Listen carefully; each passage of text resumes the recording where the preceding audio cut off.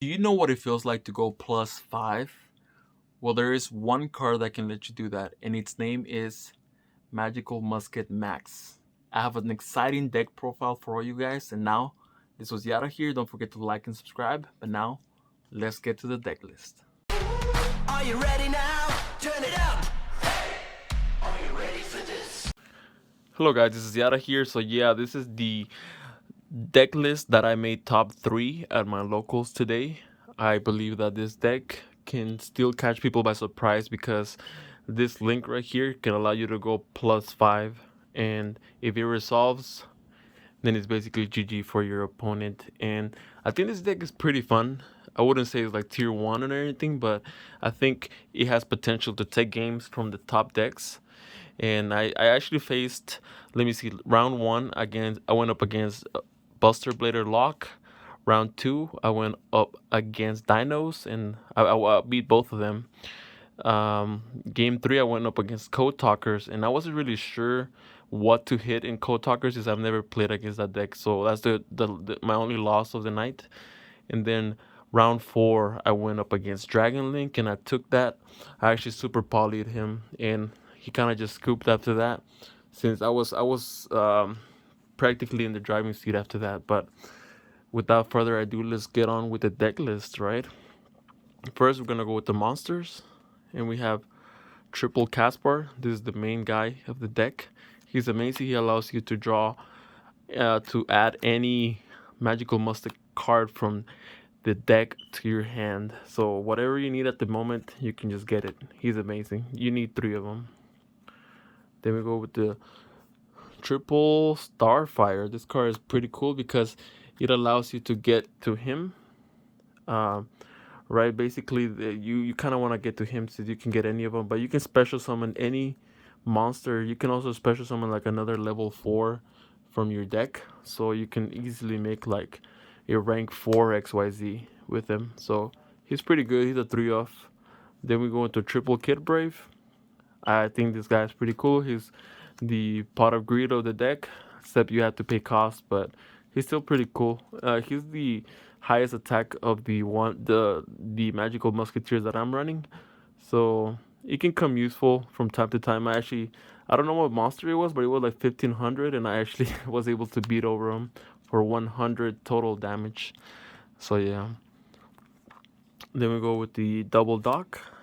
This is pretty useful in the mid game when you already have magical musket spells and traps or monsters in your grave, so you can easily get whatever you need. Pretty good recursion. So, but I wouldn't say 3 of them is good. I'd say 2 is just perfect. And that would be it for the magical musketeers. Um, I think what this deck thrives on is that you can have so much hand traps, because this is basically your engine right here.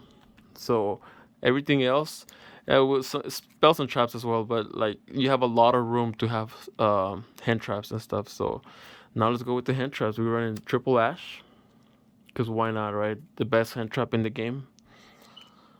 Triple Phantasme, because we hate Dragon Link. Uh, this game actually won me a game against Dinos. I ended up getting the Lancia off of this, and I just shuffled back another Musketeer that I didn't need.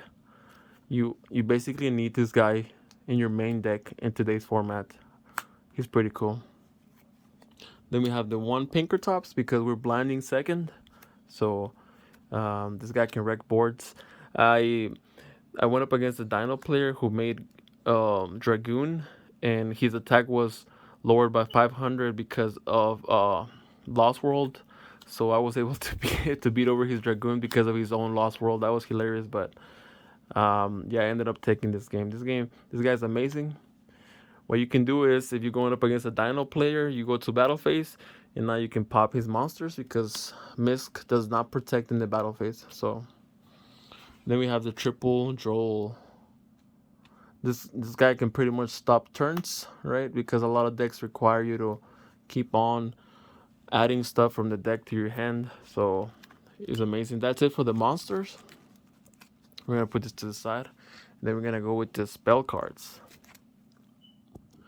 For the spell cards, we have triple cross domination, because we love Imperm, and this guy is like a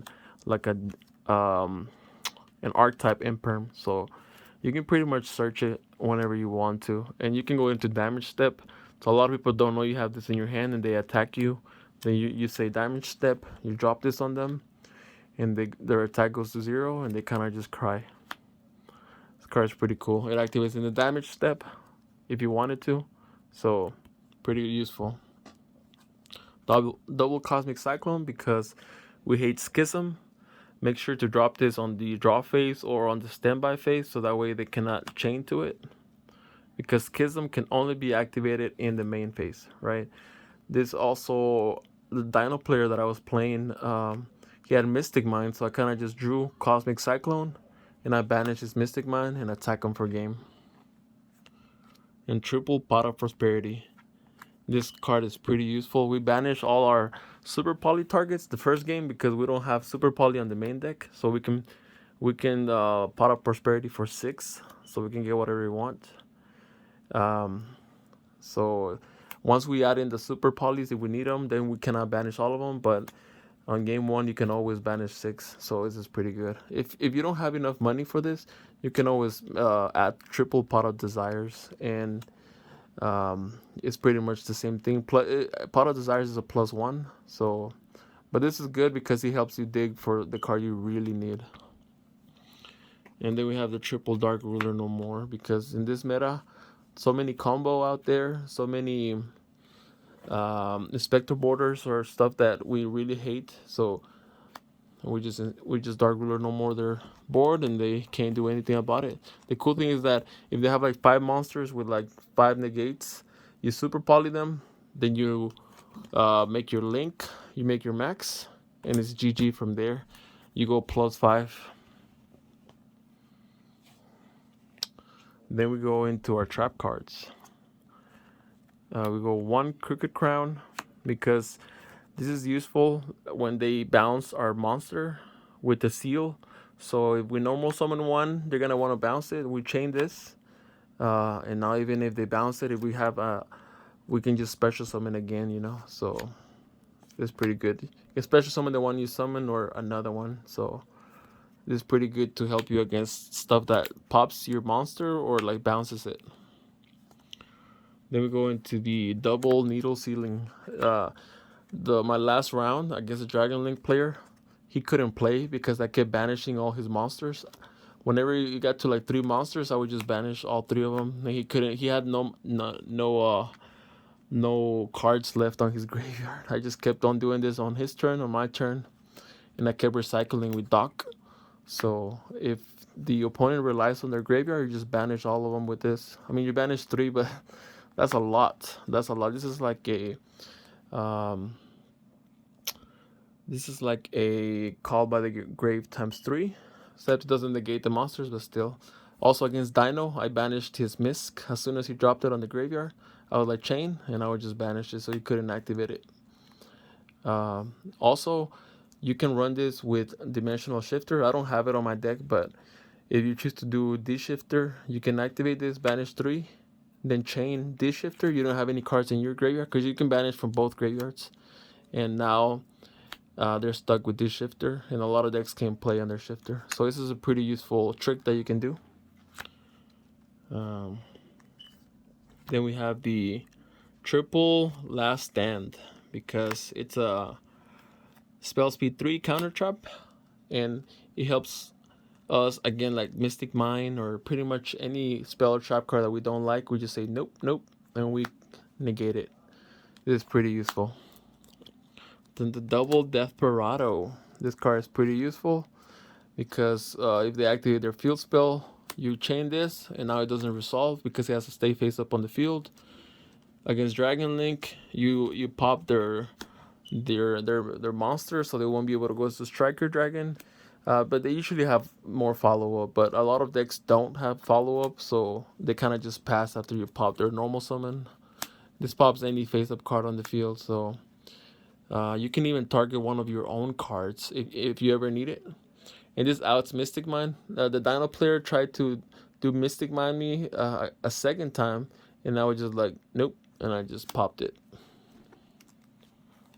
Also, Another thing that I remember is I was going up against the Buster Blader player, and the lock prevents you from activating monster effects, but it doesn't stop continuous effects. And all the magical muskets, the effect to activate stuff from the hand is a continuous effect, so does not get negated. So he set up his whole board, and I couldn't activate any monsters that were dragons, but all my monsters were turned into dragons. So I had this on my hand, on my opening hand, and this, so I kind of just like popped his fusion, and it was GG from there. I 2-0'd him. So yep. All right, and so now we're gonna go into our side deck. Okay. Oh yeah, before we went to our side, let me just go through my extra deck. We're running the triple max. I've tried running two, but it came up too many times where I needed the third one, and I don't want to make that mistake again. So we're running three of them. Then we're running the one Phoenix because sometimes we need to pop those annoying spells, and this helps us link climb.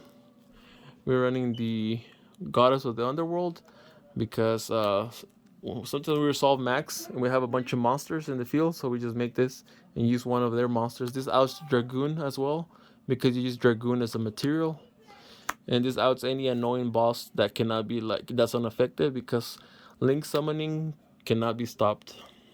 The access code for the OTKs, the servers. I popped Pinkertops. I had this, and I had another monster here, and he wanted to go to battle phase, and I was like, nope, I'm gonna activate this before you get to battle phase. So I made this.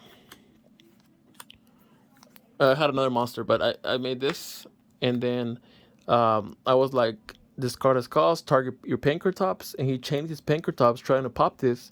But if you remember correctly, this prevents the monster that you link summon from being destroyed by card effects. So he couldn't do anything about it. Then we go into our ints because there's a lot of Shadal Dogmatica in my locals. And whenever they activate Maximus, we send this and we pop one of their cards.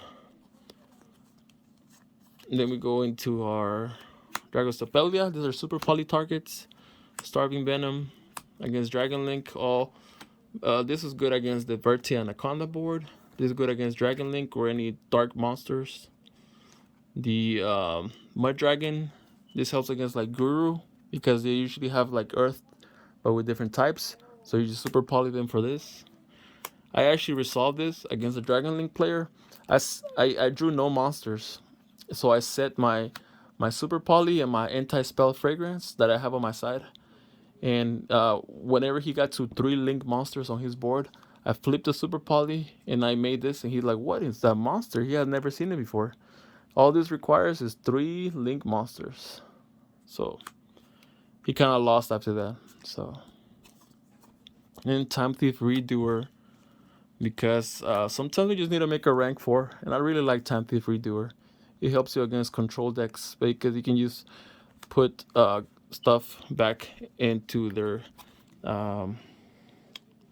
into the top of their deck. So Time Thief Redoer is pretty good. All right, and now to round things up, we're gonna go into our side deck, the Double Judgment, triple anti-spell fragrance. This won me game against Dragon Link. If you need your spells, this is the Imperial Order that's legal at 3. Triple Nibiru. You usually side this in against Dragon Link. You have Phantasmate plus this. Sometimes you activate Phantasmate and you draw into this, and it's GG from there. Triple Lancia against Dinos, and pretty much every meta deck relies in banishing stuff. Then we go into our Harpies against back row decks, and our Super Polys, the MVP of the night. They cannot respond to this, and we usually run Super Poly targets that destroy every meta deck. So yeah, that was overall. I got 3rd place at my locals, 4 rounds, and I do think this deck has potential. If you resolve max, it's basically game over for there. You just really need to know your matchups. That's the thing with this deck. The more you know your matchups, the more wins you're gonna have, because you need to know what cards to get on what scenario. Like if you're going against Dragon Link, you're gonna want to banish their graveyard because they need it. And you're going against Mystic Mine, you get this to pop the Mystic Mine. So yeah, you just need to know your matchups, and this deck has so much potential. But yeah, I will end things with there. Don't forget, guys, to hit the like and subscribe button. I will keep uploading videos. This was my magical musket list, and this was Yara here, and I'll catch you next time.